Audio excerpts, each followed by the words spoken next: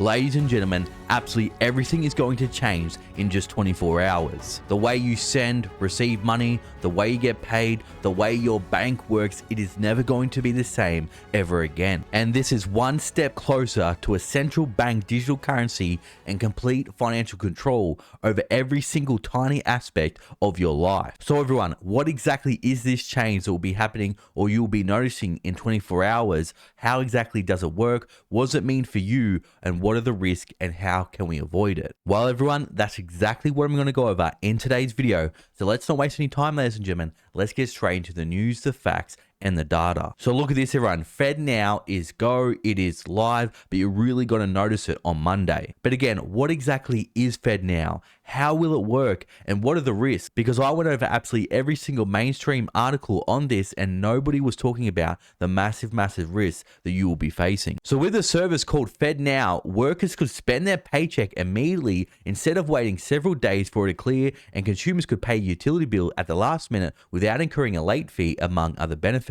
So again, this is a great benefit. Everything on face value seems absolutely great. But again, after I explain this to you, I'll go over some of the big risks nobody's talking about. So the Federal Reserve built the FedNow service to help make everyday payments over the coming years faster and more convenient. The Federal Reserve Chair Jerome Powell said in a news release, over time, as more banks choose to use this tool, the benefits to individuals and businesses will include enabling a person to immediately receive a paycheck or a company to instantly access funds when an invoice is paid.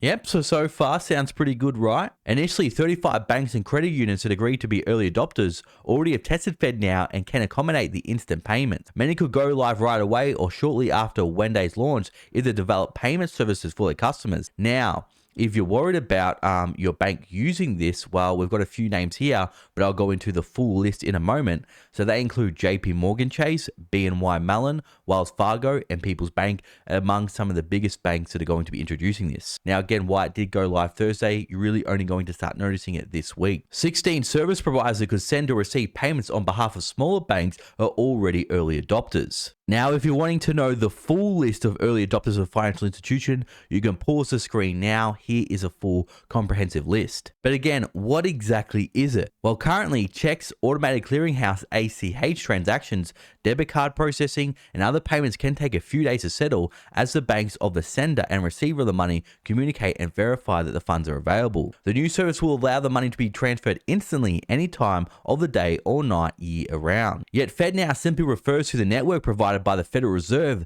that banks will use to make the lightning fast payments possible, or the high-speed highway as the central bank calls it.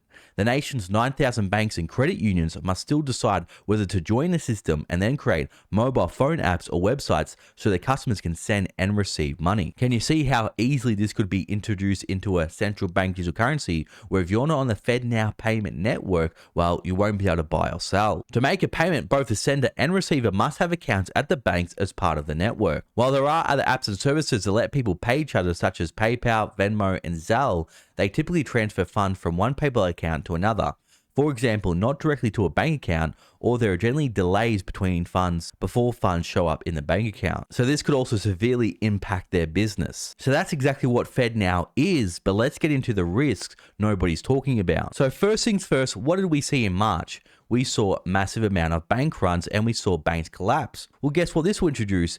If people are worried about a bank going under, well, they won't have to worry about, waiting for Monday, or they won't have to worry about waiting until the bank opens. Bank runs will be able to happen within seconds and there's nothing the bank can do about it. So if you were worried about your bank going under and worried about a bank run, well, guess what? It just became a lot easier. And this may lead to new rules where banks say, look, there's a limit on how much you can transact or how much you can withdraw online per day. Now, another thing people are very worried about with instant transactions is increased fraud and unauthorized transactions. Before, you may have been able to spot these unauthorized transactions. That's happened with me. My credit card details have been hacked before, but luckily there was a few days for them to be processed. So I was able to call up the credit card company and tell them, look, I didn't make these transactions, and I was able to get those pending transactions canceled. But now with instant payments, well, that money would be taken out of my account straight away. It says here, unlike the current system where victims of fraud on credit cards are usually protected and reimbursed by the credit card company, FedNow transactions are generally irreversible, similar to wire transfers or Zelle payments. And guess what? The Consumer Financial Protection Bureau is in talks in a way to reimburse fraud victims, but nothing has been developed yet. So this is completely crazy. FedNow has been introduced with instant payments, but the Consumer Financial Protection Bureau has not even came up with a plan yet on how they're going to refund victims. To me, when fraud is already increasing, this is just a recipe for disaster. And even if they do find a way to deal with this increased fraud activities, well, they're going to have to update their technology and financial security, which will lead to additional costs that may be passed on to you. Now, again, the implementation of FedNow could affect the credit card industry, as businesses may prefer instant payment methods like FedNow over credit card payments which come with processing fees. On top of this, some people concerned it could crowd out our private sector competition, including fintech companies and cryptocurrencies. So everyone, I know you're thinking, well, okay, what does all this mean in simple terms? Well, what this simply means is, yes, it is going to be faster,